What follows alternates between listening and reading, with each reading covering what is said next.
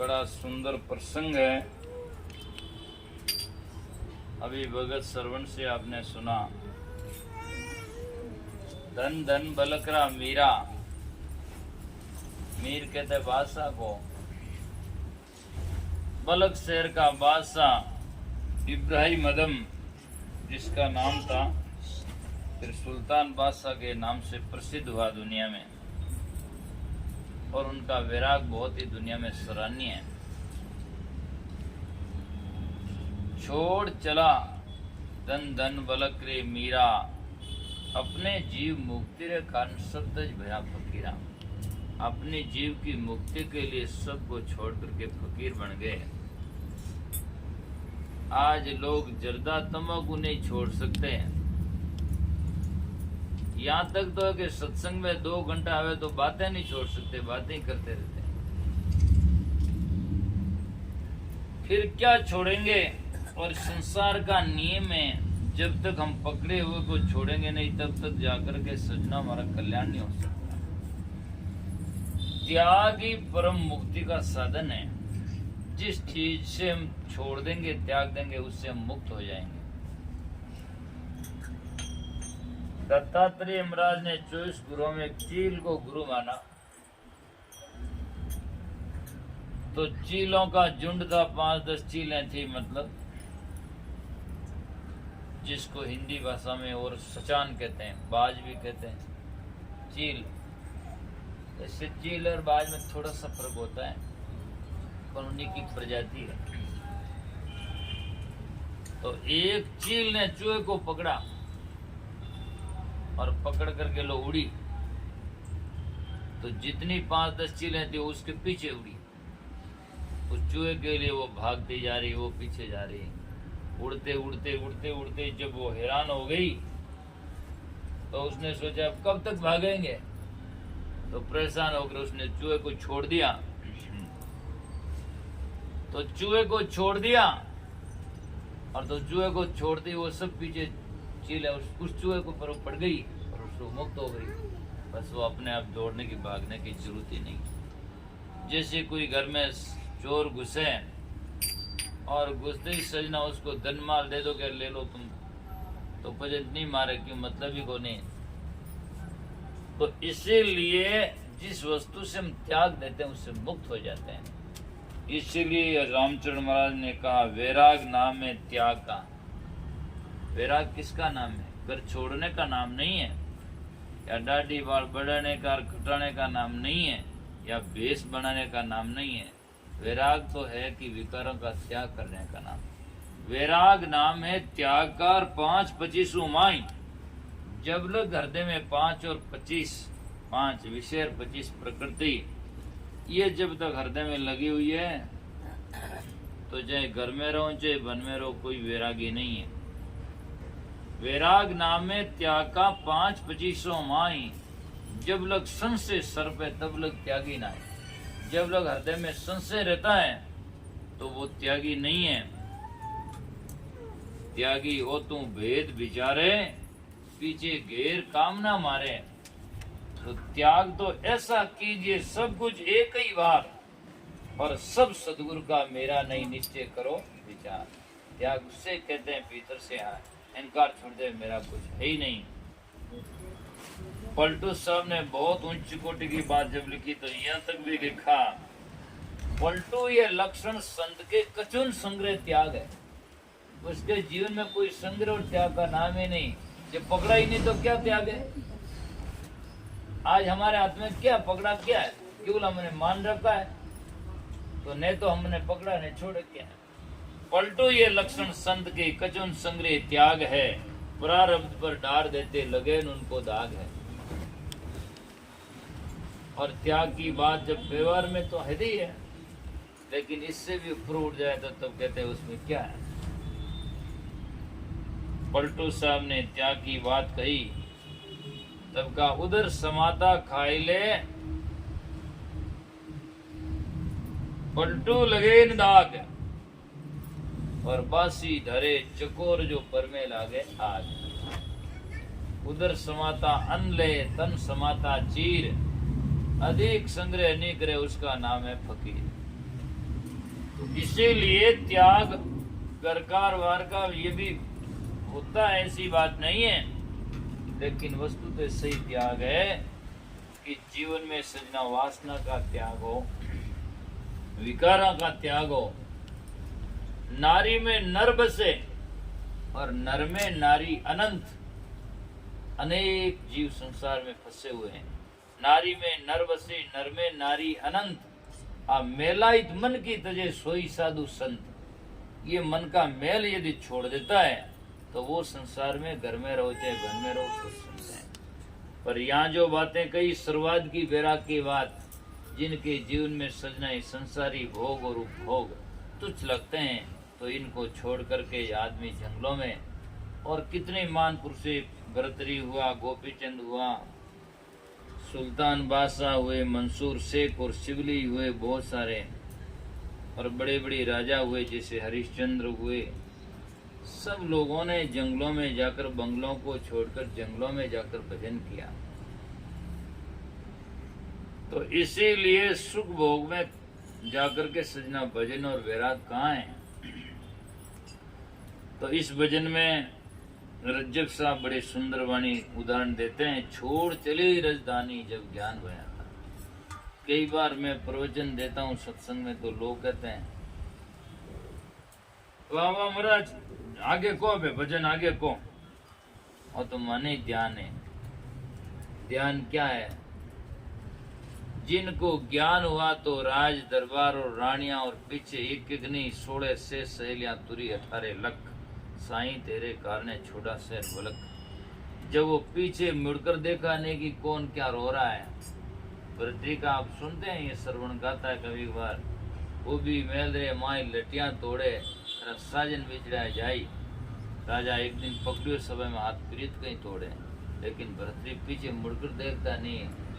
शोर मचा रनिवास में, नहीं देखा पाछे, पीछे देखा नहीं कौन रोते हैं। आज हम 2 घंटा के लिए घर छोड़कर आते हैं, बाहर आते आते बच्चों से कहते हैं यूं करना, ताला देना, वो करना, ध्यान रखना, वहाँ करना। हमारी श्रुति पीछे रहती है। और उन्होंने जाकर के कोई रोने वाले, सिर पटकने वाले मिले, तब भी उन्होंने पीछे नहीं देखा कि पीछे क्या हो रहा है।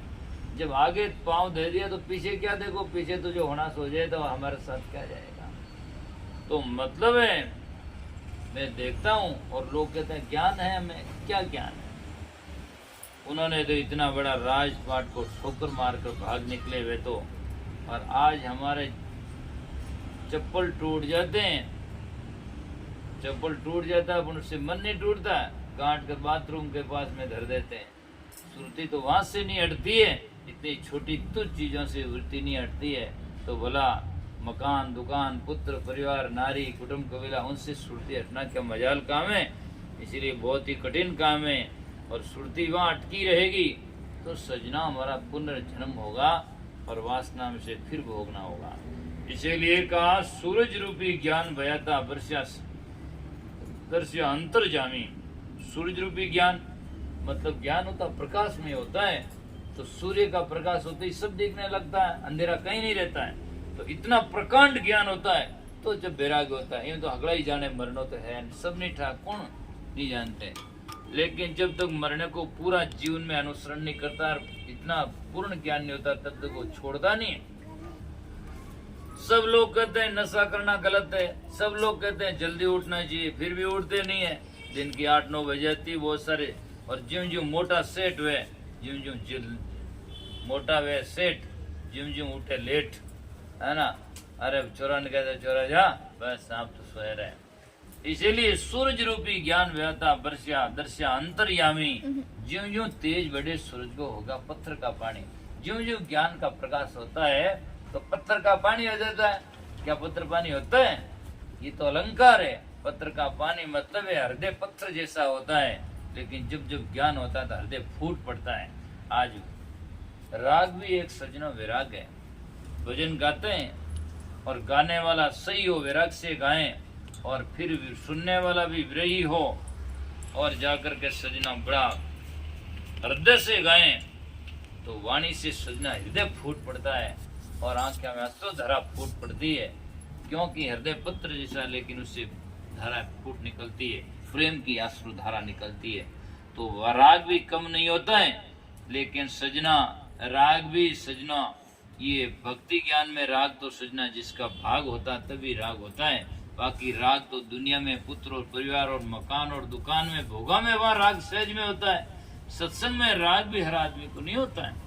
और सत्संग में जब तक राग नहीं लगेगा तब तक हृदय में वैराग नहीं लगेगा। राग से वैराग होता है, अर्थात एक तरफ में से राग छूटता है और तो दूसरी तरफ से वैराग्य हो जाता है। इसीलिए कहा ज्यों ज्यों तेज बढ़े सूरज का होगा पत्थर का पानी, अरे जब छोड़ चला राजधानी जब ज्ञान भया था। फिर कहते हैं प्रहलाद भगत को ज्ञान भया था और सजना बरसिया शीतल पानी। प्रहलाद को सतयुग में ज्ञान हुआ और कितना उसको पिता हिरण्याकश्यप ने जाकर के सजनों यातना दिया, फिर भी उसे नहीं छोड़ा। आज तो थोड़ा कुछ कह दे, परिवार वाले कह दे, ना दे दे और कोई कुछ कर दे तो क्या करा मरा, घर में झगड़ा हो रहा है। खैर झगड़ा होना भी नहीं चाहिए, लेकिन फिर भी जो सजना सत्य में डरना भी नहीं चाहिए। डरना तो वहां होता है कि हम गलत करें तो स्वाभाविक है, मन भी डरता है और सामने कहीं भी कहोगे तो डर जा। यदि एक आदमी सत्संग में जा रहा है और उनके सत्संग के प्रति झगड़ा करता है, चाहे भाई करो, चाहे बहन करो, चाहे सास ससुर करो, कोई भी करो, यदि करेगा ठीक है, वह बात जाकर के परिवार में है तब ठीक है। लेकिन ज्यादा बढ़ जाए, हजारों के बीच में बात आ जाएंगे तो सजनों उनमें जब निर्णय होगा तो लोग कहेंगे यार अच्छा सत्संग में जाना तो क्या गलत है। अभी कोई व्यभिचार करे, चोरियां करे, गलती करे या कोई जाकर के दूसरी बात करे, नशा करे तो गलत है। सत्संग तो कोई गलत है, ये तो कल्याण का मार्ग है और कल्याण के लिए हर आदमी अपने आप में अपना जिम्मेदार है। नैत की पत्नी का जिम्मेदार पति होता है, व्यवहार में होता है। जैसे खाना पीना आहार विहार करने के लिए पति जिम्मेदार होता है, तो पत्नी भी पति के तकलीफ तो जिम्मेदार होती ही है, समझदार है। लेकिन सजना कल्याण के लिए अपने आप में खुद जिम्मेदार होता है, उसका एकाधिकार है। न तो जाकर के पत्नी का कल्याण पति कर सकता है और न पति का कल्याण पत्नी कर सकती है। कल्याण तो हमें ही करना होगा। पत्नी का तो संबंध जीवन में शरीर है जब तक है तो जब तक जाकर के प्रेम से जियो। और प्रेम का मतलब यो नहीं पति भी अपना फर्ज समझे, पत्नी भी अपना फर्ज समझे। ऐसा नहीं कि पति, कई लोग खड़ूस होते ज्यादातर, बस तारे गुरु की जरूरत क्या है, गुरु लुगेगा तो गुरु पति गुरु ही है। और सुबह उठे दारू शुरू और मैं गुरु, पता नहीं क्या हो गया, गुरु हो गया, ऐसे थोड़ी होता है। पति का कर्तव्य होता है, पति जाकर के धर्मनिष्ठ और प्राण जाकर के सजनों अपनी नीति का आचरण में विचार में सही होना चाहिए। तो सही बात के तो मानना भी चाहिए, और क्यों नहीं, पत्नी क्यों नहीं माने, सही कहे तो हम मान ले। दुनिया के हम मानते, क्यों नहीं मानते। जब वो कहेगा तो महाराज झूठ होता है, सत होता है, महाराज गलती है या नशा करना नहीं चाहिए, तो क्यों नहीं माने, हम मान ले। पत्नी भी मानेगी, हम भी मानेगा, हजारों लोग सत्य को तो सत्य ही मानेंगे। एक पत्नी का दारू शराब पीता है, फिर भी उसको पति तो प्यारा होता है, लेकिन फिर भी उसको शराब पीना अच्छा नहीं लगता। उससे पूछ लो कि तुम्हारा पति शराब पीता क्या अच्छा है, तो वह कहेगी गलत है। क्यों? क्योंकि नशा होता है, गलत हो जाए। चोरियां कोई भी करे तो सत्य होगा, वो कहेगा गलत है। तो इसीलिए नीति के अनुसार होना चाहिए। तो बरसिया शीतल पानी, प्रहलाद भगत को ज्ञान भया था, बरसिया शीतल पानी। ज्ञान होता तो दुनिया की सब बातें, जो आदमी स्वयं शीतल होता है तो धीरे धीरे सब शीतल हो जाते हैं। शुरुआत में तो सब होता ही है, जा करके एक फैक्ट्री से दूसरे फैक्ट्री में आदमी जाता तभी वो सहजता में नहीं छोड़ता। वो कहता कि तू क्या कर देगा मेरे पास में, वो हजार बातें होती है, लेकिन वो सही करता तो धीरे धीरे वो का भाई प्रेम और विचारधारा समझ में आ जाती है। तो कहते हैं कि प्रहलाद भगत को ज्ञान भया था, बरसिया शीतल पानी, और होलिका ने जाली पीट दे, सब दुनिया ने जानी।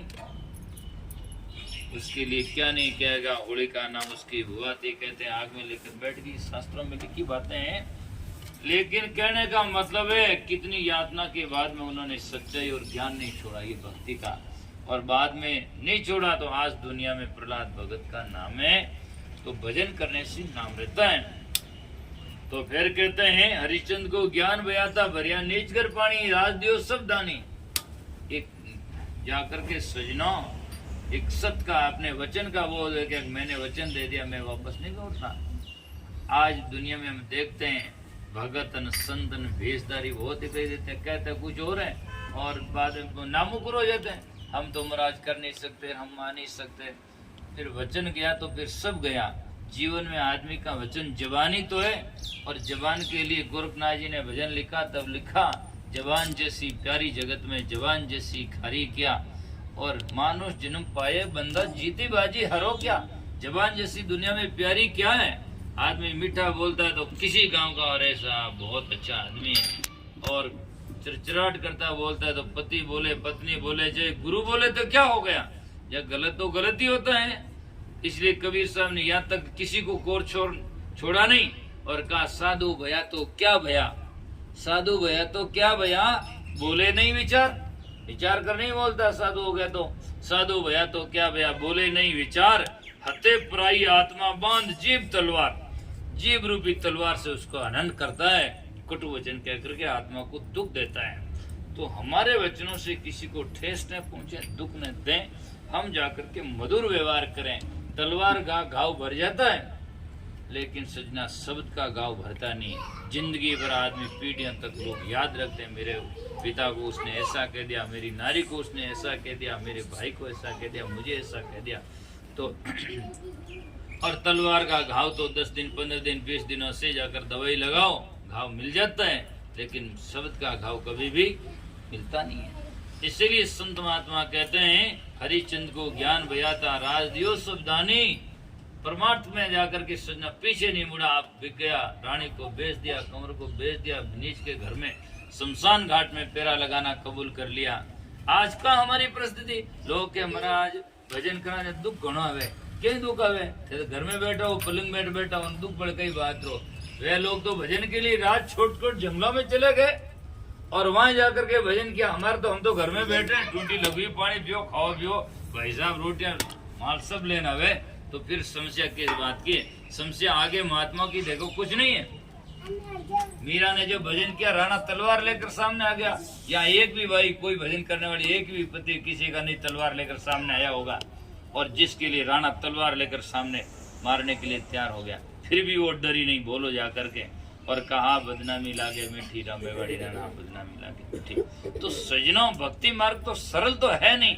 आप सोचोगे और रुपये किलो मुक्ति मिलेगी तो है नहीं, और कठिनता तो सहन करना पड़ता है, और भक्ति मार्ग सहज तो है नहीं। इसलिए कबीर साहब ने कहा मेरी भक्ति का और मेरे जाकर के सजना लगनी का नाम मत लीजिए, और जो मेरी लगनी लगाए चाहो तो फिर तंद्री आशा मत कीजिए।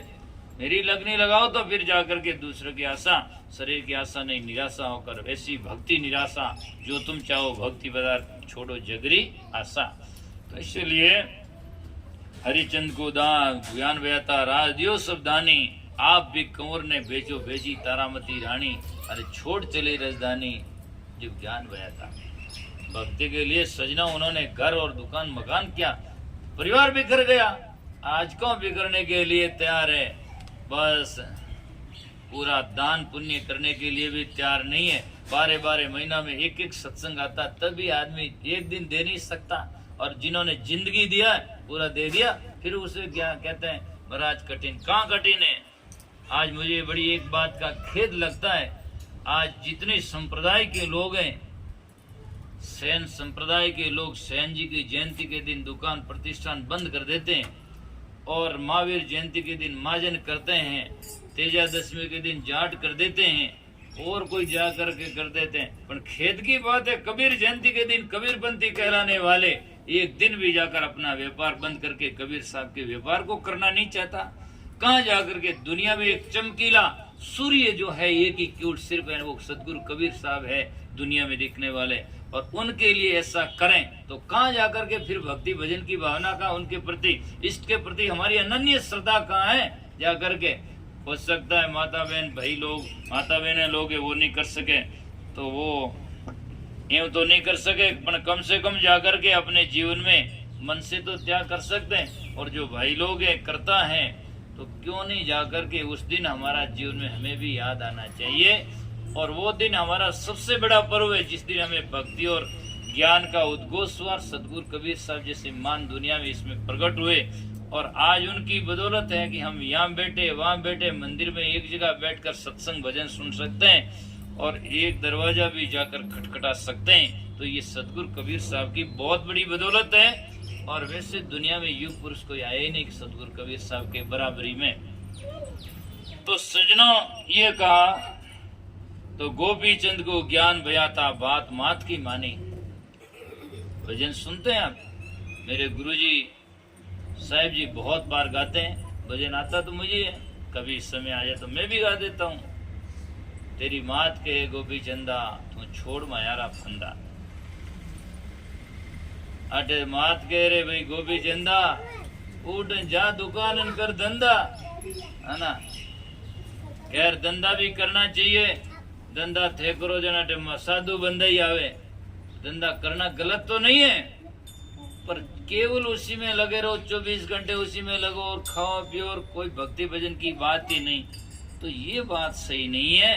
जिंदगी में जाकर के सजनों पेट भरने का साधन करो और आत्मा का भी भजन करना चाहिए समय निकाल करके, और उसमें नेति और नीति से करना चाहिए, निष्काम भावना से करना चाहिए। तो सजनों संत महापुरुष कहते हैं ऐसा भगत जो हुआ गोपीचंद एक ही दुनिया में विशेष उदाहरण है। बाकी 5 माताओं का नाम दुनिया में है। प्रथम माँ मेणावती ज्ञान गोपीचंद दिया। एक बच्चा है और उसको कहती है माँ, स्वयं कहती तेरी पिता बंगाल का राजा, बाजता 36 बाजा, वे नर गया बिलाई, जानी खोज खबर नहीं आई। हे बेटा, तेरा पिता इतना बड़ा राज्य का साम्राज्य का राजा शासक थे, उनकी खोज खबर ही नहीं, कहाँ चले गए। तू ही चला जाएगा, इसलिए भजन कर। और आज के तो दिस के 8 बच्चा है, 10 बच्चा है, तो इवनी के वे 10 में एक तो भजन करो। और करने के लिए कोई निकल भी जाए तो कहे हाँ बेटा उठ मत जी, अपन कुल में दोष लगाए दे महाराज कन की ऊपर, है ने। और महाराज आवे जन नीचो मातो करे, जन दोष लगावड़ा नीचा मातो नीचो क्यों करे। लेकिन सजना लोगों ने वास्तविक बोध नहीं होता है। तो प्रथम माँ मेणावती ज्ञान गोपीचंद दिया, दूसरी माँ सुनुती ध्रुव ने अमर कर लिया, तीसरी माँ मदालसा पुत्र अलग तब धारी, हेतम हरिषे हे जिनकी नूरा में तारी, भक्तु माँ फरीद की गुरु प्रताप से जहाँ तिरी, और मात सब सरपणी 5 माँ माता खरी। बाकी माता सब सरपणियों के समान है, अपना जाया खाई, सरपणी बच्चा देती है, आरा लगा कर बैठती, मुंह पीछे अंदर की तरफ में रहता, और बच्चे देती वापस खाना शुरू कर देती है।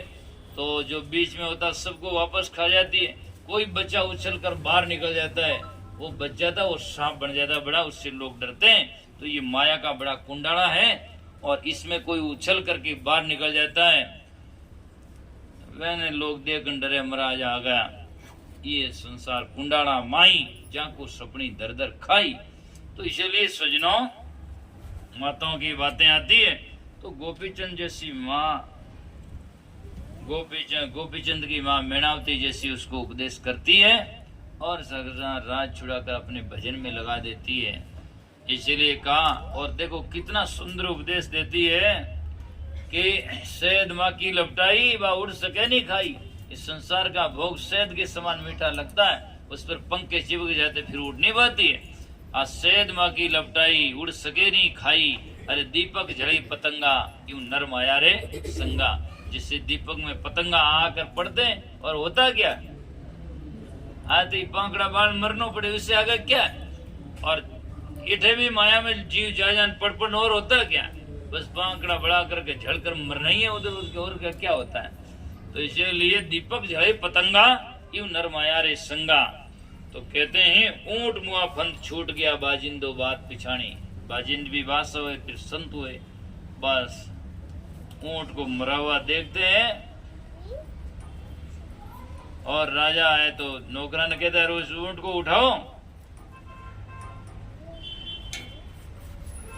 क्या उठाओ कहीं बाप जी, इसमें तो राजा साहब, इसमें तो मर गया ये तो। तो क्या मर गया है?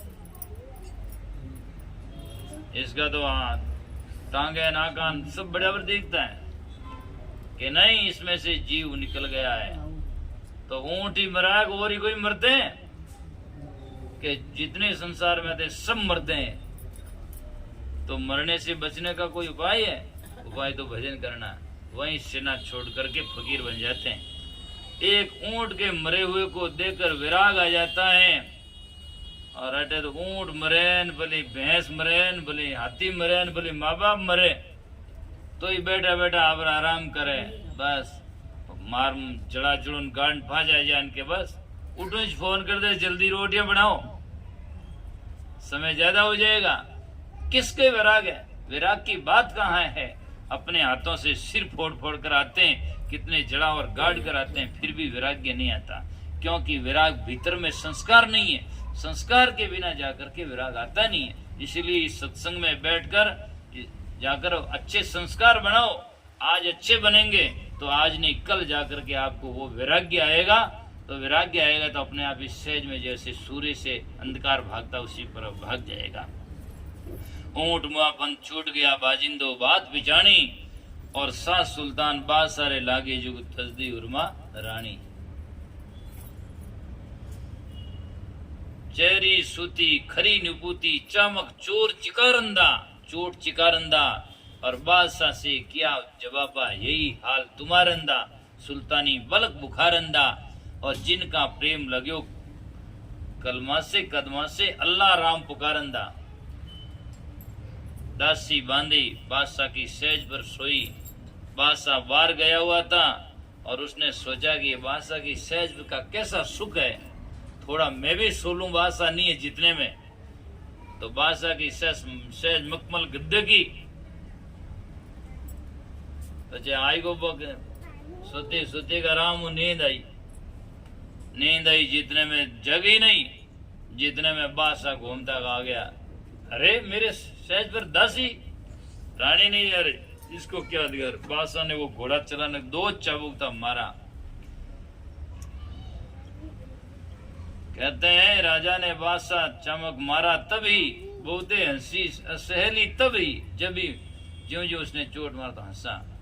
तो बादशाह कहता हंसती क्यों है?